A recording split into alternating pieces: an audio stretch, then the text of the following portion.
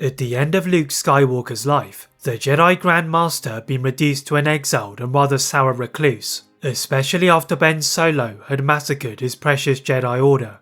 When Luke was eventually saved from drowning in a puddle of regret by Rey and Yoda, he sought to atone for the mistakes made by himself and the Jedi Order, and helped the Resistance at the Battle of Crate. Projecting himself across the galaxy in a formidable display of force power, Luke successfully distracted Kylo Ren to allow the Resistance to escape, but in doing so, had expended the last of his life force and joined the Netherworld like some of his predecessors. Though Luke had let go of his regrets, he could not undo his mistakes, nor those of the Jedi before him, and it was up to Rey to continue his legacy. But what if Luke time travelled to the event of the Phantom Menace? Would he be able to prevent Palpatine's empire or the rise of the First Order? As the projection of Luke faded from the world of Crate, the real Luke Skywalker had reunited his mind to his body, and such was the extent of the effort that he had used. Tears and sweat were glistening upon his worn face. The once famous and revered Jedi Master accepted that these were his final moments, and gazing one last time at the twin sons of Arc 2, the end had now met the beginning. Or so Luke had thought. When Luke awoke, he was not floating in the netherworld of the Force, but he was in contact with an unusual transparent floor. When his eyes adjusted to this new environment, he first saw that this flooring seemed to stretch into an unlimited number of paths, before hearing a familiar voice. A younger Anakin Skywalker, much like Luke had seen as a Force ghost and old hologram recordings, made strong steps in his direction, and Luke thought that this was a trick. Raising his hand in a defensive position, he thought that he was being tormented in the Netherworld, and his distress was not helped by Obi-Wan and Yoda's figures, pincering him from adjacent parts. As they close in on his location, Luke finally utilises his years of Jedi training, and assesses that the Jedi visages were not a threat. Anakin looked almost amused at Luke's panicked behaviour, and remarked that Luke's training was incomplete, as he told his former student decades ago. Beginning to trust those around him, Luke finally recognised his surroundings as part of the Chain Worlds theorem, which had been in one of his sacred Jedi texts, and the Jedi were on hand to expand his knowledge. Though this plane of existence remained a mystery, the Jedi wanted to keep Luke's mind open to the multitude of possibilities, and in this iteration of the world between worlds, there were portals diverging off the main path. Upon closer inspection, these portals were moments in the lives of the 3 Clone Wars participants, and Yoda told Luke that he had not died on Arc 2, and this was a chance to undo the failings of the Jedi over the past decades.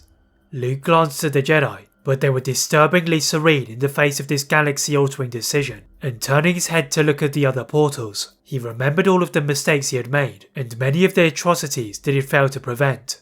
Though he was at peace with these decisions, he now wanted to do it all over again, and began scanning for the portal which would help him the most. The world between worlds had been quite selective in its options, and the other Jedi were already standing at one of them, almost guiding Luke to the appropriate place in the timeline. Recognising that the slightly distorted image in the portal looked like his home of Tatooine, he figured that this was something of Anakin's past, and taking one last look at the Jedi, they gave a slight nod of acknowledgement, and he stepped through to the past. The first aspect of this new world that Luke noticed was that Luke was in his own body, and his thoughts turned to the possibility that there would be 2 Luke Skywalkers, but given the time frame he had chosen, Anakin had not even encountered Padme Amidala.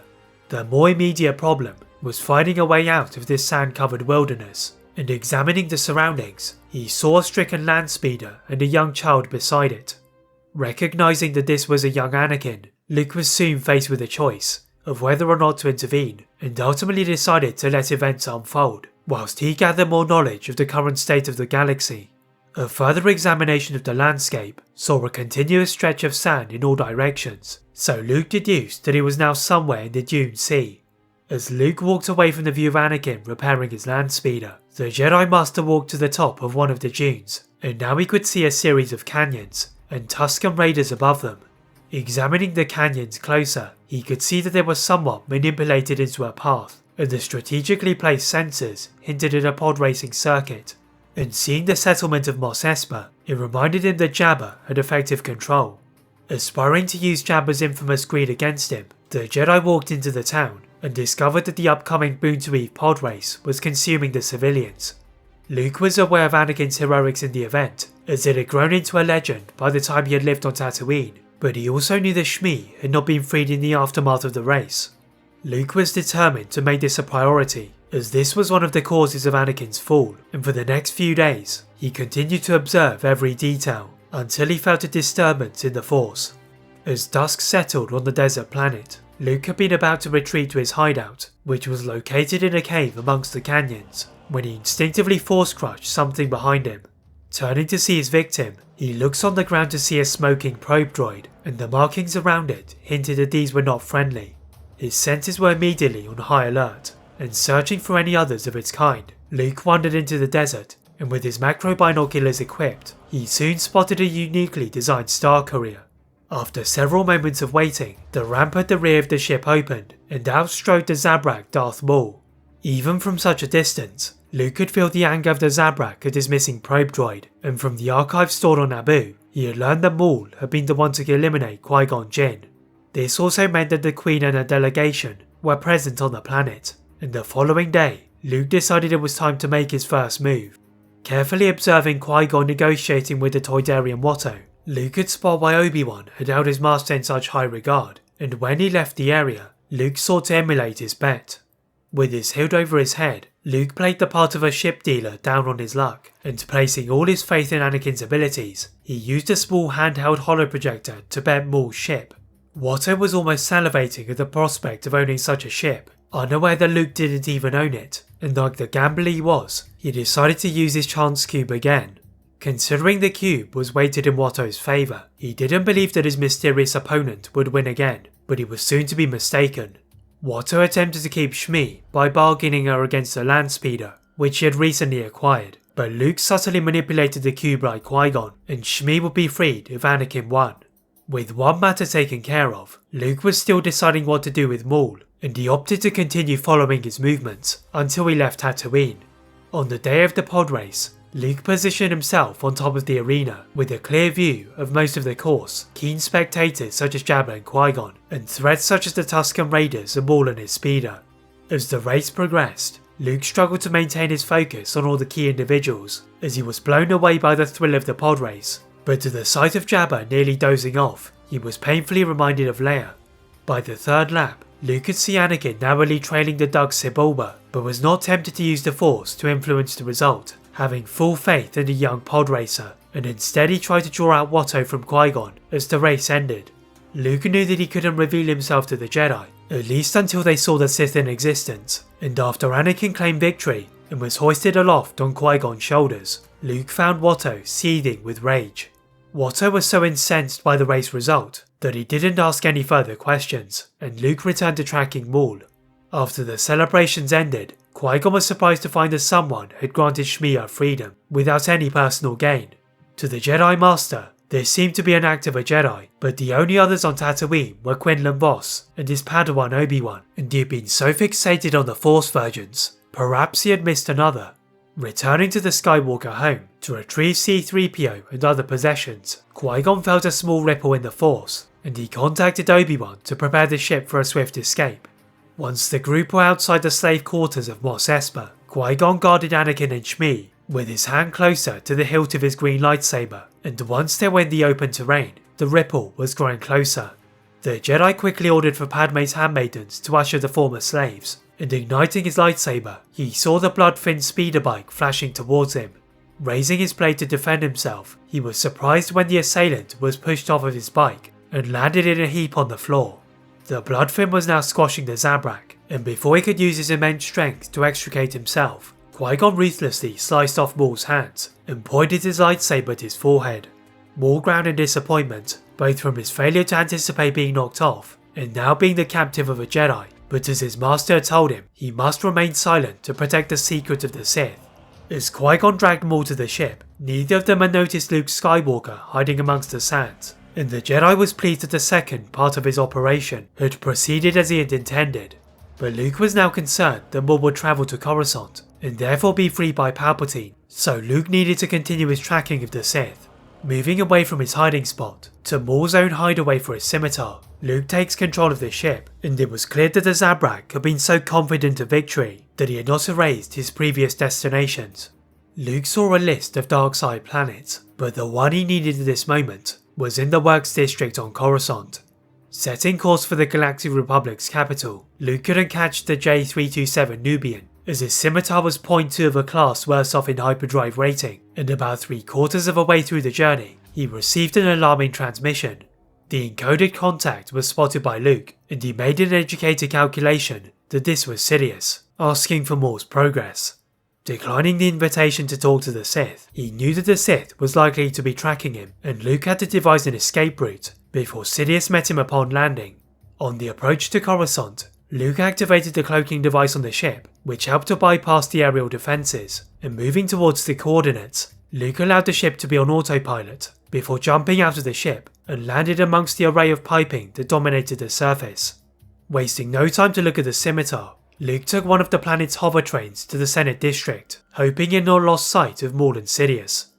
When Luke arrived within sight of the J327 Nubian and its passengers, the crew had already split into groups, with Padme being escorted by Palpatine, and the Jedi were discussing matters with Valorum. Luke opted to focus on the Jedi, and he saw Maul being discreetly transferred by the Jedi in a secure vault, before being taken to a containment cell, and now gazing overhead to the Jedi Council's tower, he could see the Jedi gathering for a meeting.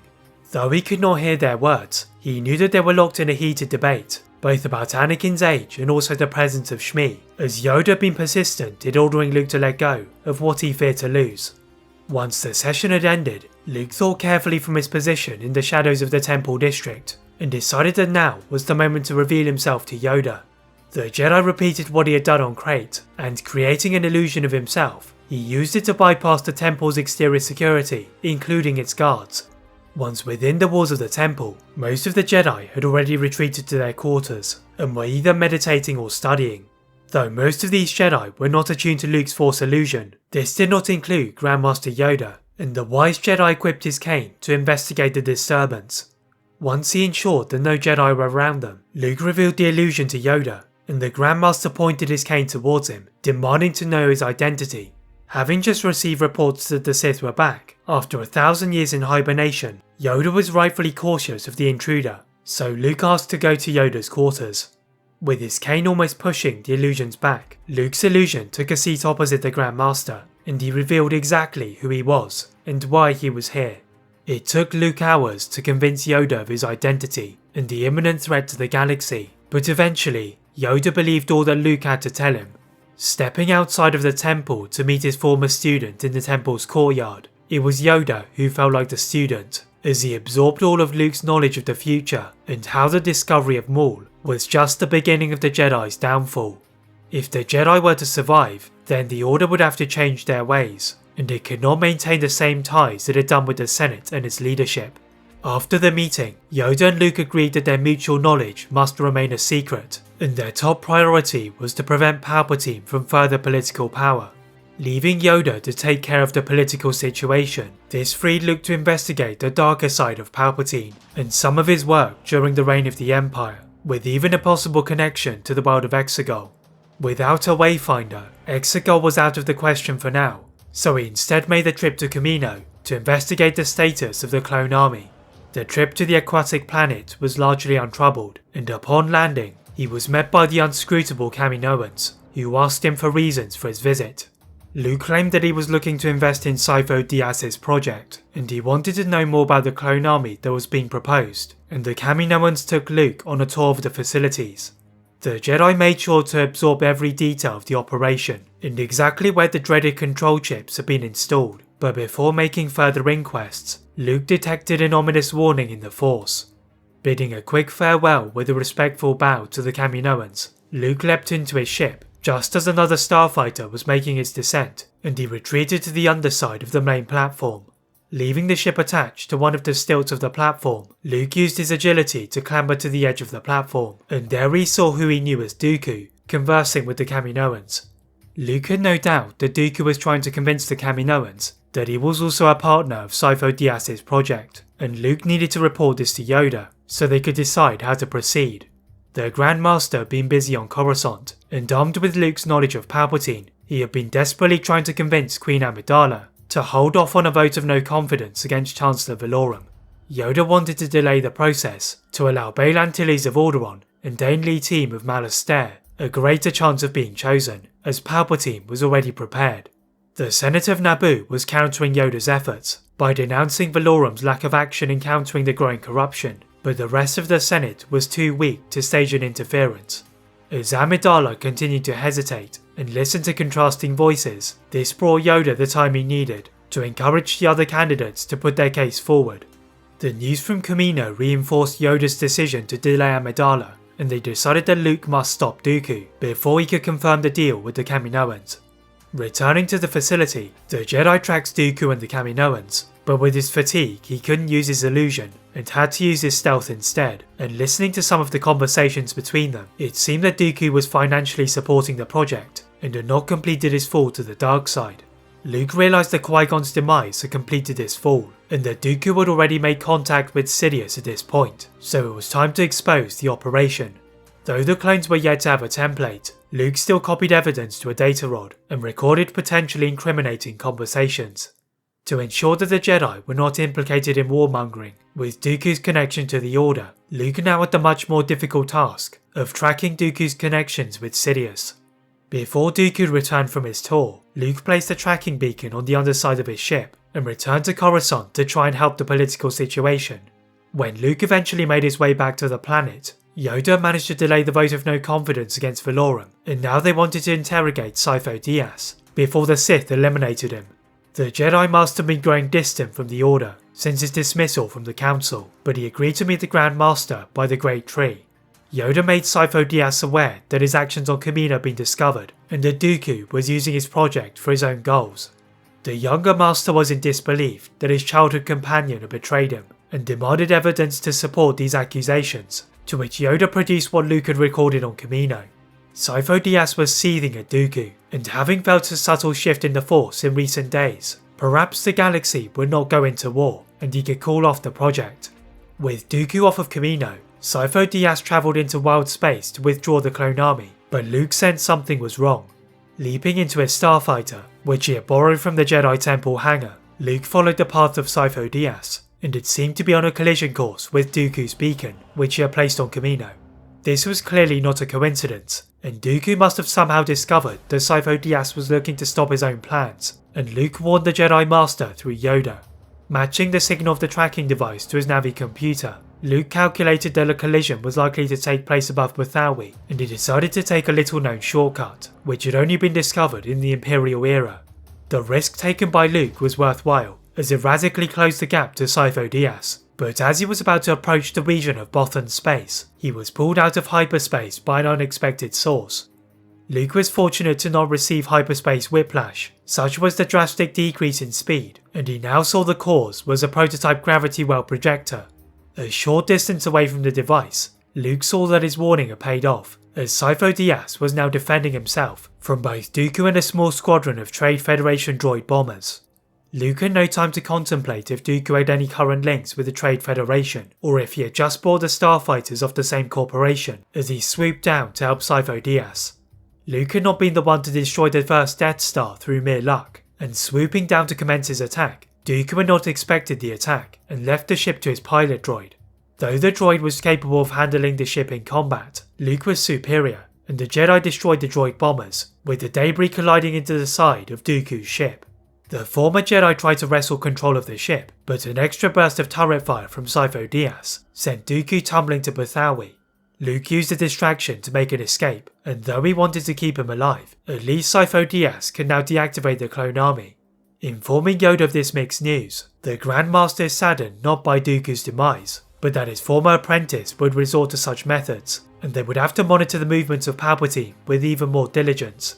Luke discovered on his second return to Coruscant that Yoda's resistance in the Senate had been broken, and Padme could not ignore the plight of her people, and had called for a vote of no confidence against Valorum. Sensing that Palpatine was confident of success, Luke also tried to keep an eye on other politicians, to see if the Sith was influencing them in any way. But it was on the night before the election's results were said to be announced, did Luke's patience pay off. The Jedi had been continuing to monitor the Senator, but on this particular evening, he did not go to the 500 Republica building, housing most of the other senators, but to the less spectacular Koldani spires, which stirred Luke's curiosity. Removing a listening device from his belt, Luke lifted it into the air and placed it on a nearby medical droid known as 114D, which then calmly glided back into the apartment. As Luke now approached the intimidating-looking guards, he could hear Palpatine's voice talking to another, and he now realised that this was the mysterious Darth Plagueis. Luke was frustrated that he had failed to account for Plagueis still being alive, and the conversation subtly implied that Palpatine was about to betray Plagueis. Luke had no particular reason to interfere, and with the rest of Coruscant asleep, he warned Yoda about the events which were about to unfold. The apprentice soon struck his soon-to-be famous lightning attack, which Luke was all too familiar with, and through Plagueis' drunken screams of agony, it seemed that he too had sensed that Palpatine would lose the election. The new Sith Lord was too consumed in his fury to notice this premonition, and as his attack spread across the penthouse suite, the listening device was removed from the droid and fell to the ground. Luke decided that now would be a sensible time to leave, and now down to the two Sith, he would need to meet Yoda so they could take advantage whilst Palpatine was recuperating. The following day, it was announced that Bail Antilles of Alderaan would succeed Chancellor Valorum, and from one of the viewing areas at the edge of the arena, Yoda could see that Palpatine was incensed. Convening with Luke again, the unfortunate and premature loss of Dooku meant that Sidious might seek out Anakin earlier than expected, so Luke decided to travel to Naboo and serve to protect Anakin from a distance, with Qui-Gon, Obi-Wan and Padme's guards. This left Yoda to work on weakening Sidious until the Naboo crisis was solved, and he began by dismantling the shrine in the foundations of the temple, which had once belonged to the Sith. According to Luke, though the shrine was not directly enhancing Sidious's power, the darkness was shrouding the Jedi and helping to mask the presence of the Sith, but now the balance would shift in favour of the Jedi. The effect of the removal of the active dark side shrine was almost instant, and the Jedi within the temple felt liberated, as if their connection to the Force had become stronger. Yoda used these brief moments to try and search for the Sith, and now the clouds of darkness had cleared. It seemed that Palpatine had grown overconfident of his Force cloaking and had let his guard down, so it was time to gather the Council. With Palpatine preoccupied by his attempts to manipulate events on Naboo, as well as to discredit Antilles, the Council gathered in time to meditate together, before the Sith Lord inevitably discovered a weakness in his defences. In front of a slightly confused and humble Council, Yoda reports all he had found out about the Sith without mentioning Luke, and Windu was leading the voices demanding for an immediate arrest. Yoda cautiously agreed, as they nearly had sufficient evidence to convict Palpatine should their attempt not succeed, and with prior warning from Luke of Palpatine's abilities, he personally selected Plo Koon, Mace Windu and himself to lead the attack. Marching menacingly towards the 500 Republica building, the three Jedi headed for Palpatine's apartment, where the Senator greeted them in his usual benevolent manner. Yoda wordlessly led the Jedi inside, and Plo Koon quickly detected the array of surveillance systems decorating the walls, so their lead Jedi decided that they needed to get Palpatine to reveal his incriminating information. Yoda interrogated the Senator on what he thought of the Trade Federation and views on a potential war, but this was merely a decoy for the other Jedi, who searched the residence in detail.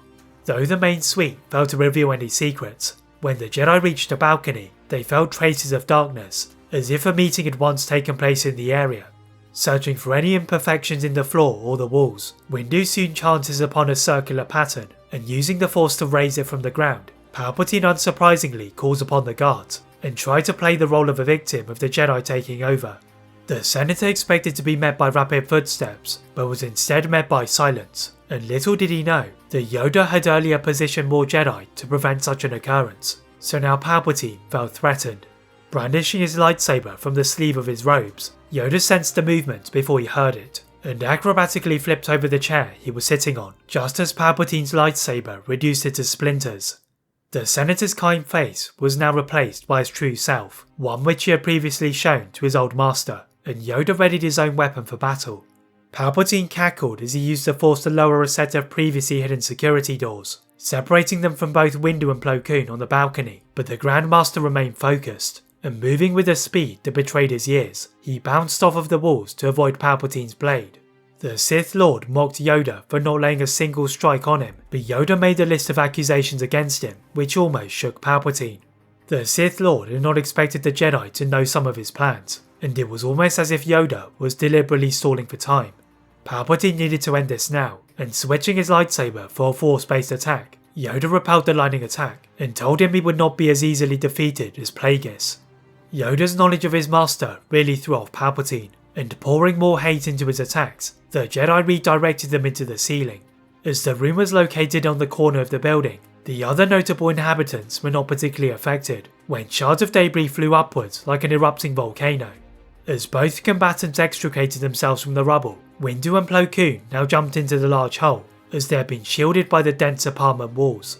The other Jedi were closely trailing the pair of them, and moving to arrest Palpatine. The Sith Lord was not in a position to resist, and the other Jedi worked on decoding his surveillance network and his holo projector. When Yoda completed his routine check with the healers, he discovered that Luke had managed to defeat Maul after his release by Palpatine's subordinates, before he even encountered the two Jedi, and this was a massive benefit to the Gungan army, who suffered considerably fewer losses than they could have done. With the corrupt members of the Trade Federation rounded up, owing to the evidence in Palpatine's apartment, and the Sith destroyed, Yoda requested for Luke to join the Order, but Luke respectfully declined. The Time Traveller instead dedicated his time to try to squash any other of Sidious's potential plans, and though he kept an eye on the Order and Anakin, his main contribution was to write and create Jedi text, so no Jedi would make the same mistakes as those in his lifetime.